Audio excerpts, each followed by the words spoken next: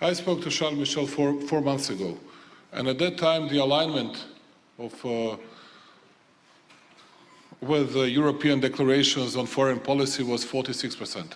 And I discussed that issue with him because it was about Kosovo leverage and everything else. Yeah. And I said to him, within few months, we'll go up to 60%. Now we are at 62%, today it's going to be 63%. That Serbia aligned with EU declarations on foreign policy. Okay. Do you really believe that someone will notice it? I will go to Mr. Vучić first and then to Mr. Babiš. What is the Serbian perspective? How do you see that from abroad, from the outside borders? Well, I'm the only one at this panel, apart from Mr. Parolin, that represents the country that does not belong to European Union, and of course you know that I can, of course, sorry that I didn't do it from the very beginning. As I said, I'm the only one that is representing the country that is not belonging to the European Union apart from Mr. Parolin here, and I have no right to share some critical words about EU future, and I'm going to speak about Serbia's approach towards EU and what we think and what we feel today.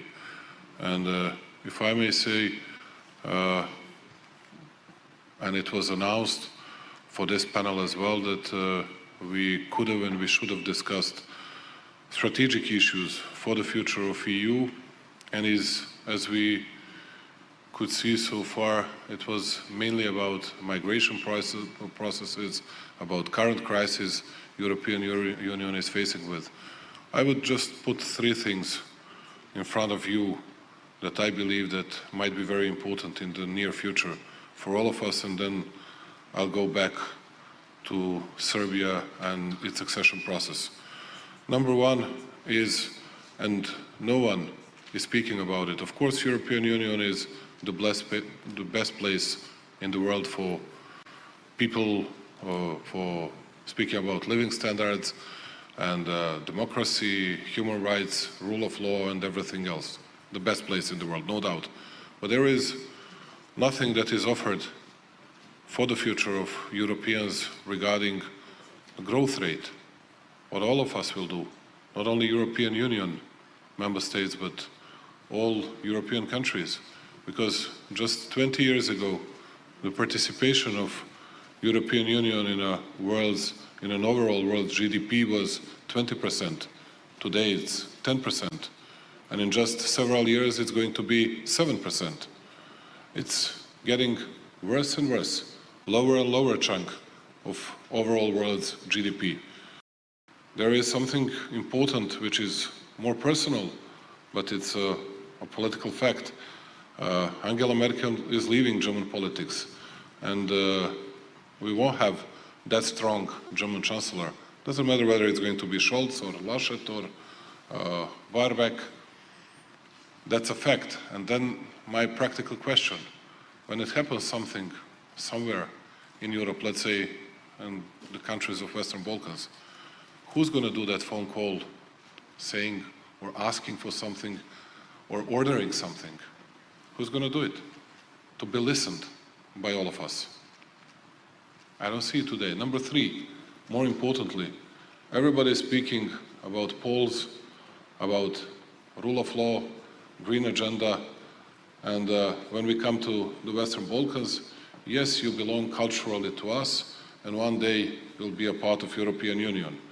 And I'll tell you something in a very frank way, and I hope that Charles and David and all my friends and colleagues here will not be embarrassed because of my words.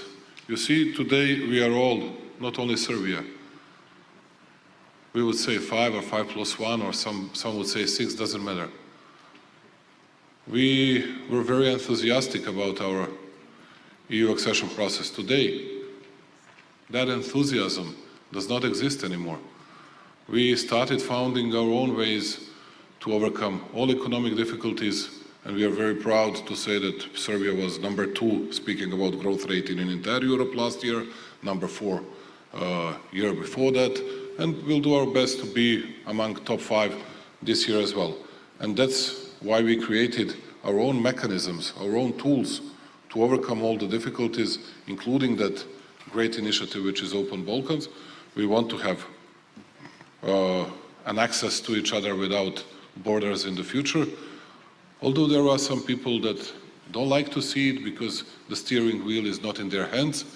But to tell you the truth, we don't care about it anymore. And what we want to see is what is going to be the real future for all of us. If you see an example of North Macedonia, they changed the name of the country, and they were promised by everybody they would have opened negotiating process. Did they get it? No, they didn't. Now it's Bulgaria. Tomorrow there would be someone else.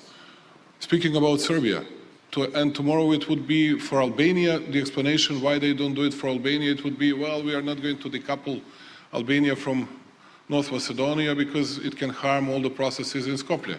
And then when we come to Serbia, although they'll have to admit that we made a progress on rule of law agenda and rule of law issues, they will say, yeah, it's better, but still it's not better, and then someone else, doesn't matter whether Romanians or someone else, will have some remarks on us.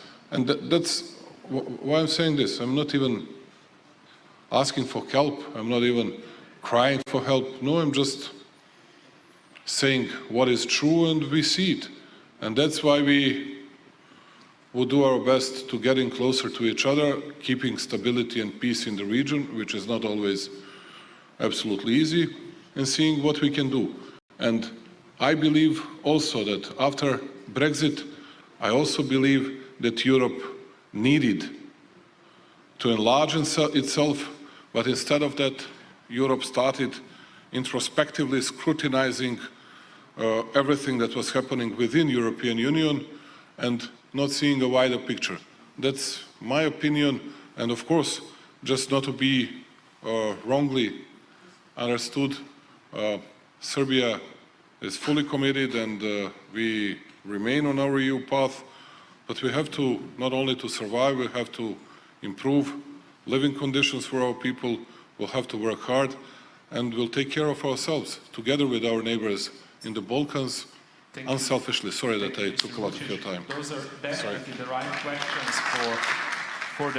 First of all, I would like to say many thanks to Davide Sassoli and to Charles Michel.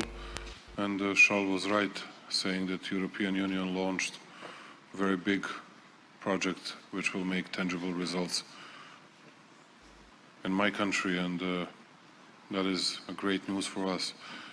Just to answer to your question, I believe in united Europe, and I believe that only united Europe can answer properly to all upcoming crises.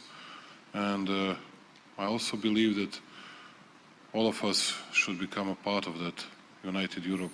And we know all our tasks, we know how many things we need to change, but we also, I cannot say that we are begging someone, but that's our plea, just to understand that we all need, after all, each other. And just take a look on Serbs and Croats. We cannot agree on absolutely anything that happened in the past. It's even worse than between Slovenians and Croats. And, but I believe that without cooperating, speaking about Serbs and Croats with each other, we cannot survive in the future even. Not to say that we cannot improve our position. And I believe in not only reconciliation, but I believe in pragmatic and practical approach which will bring us to better solutions in a future, once again, united Europe. Thank you.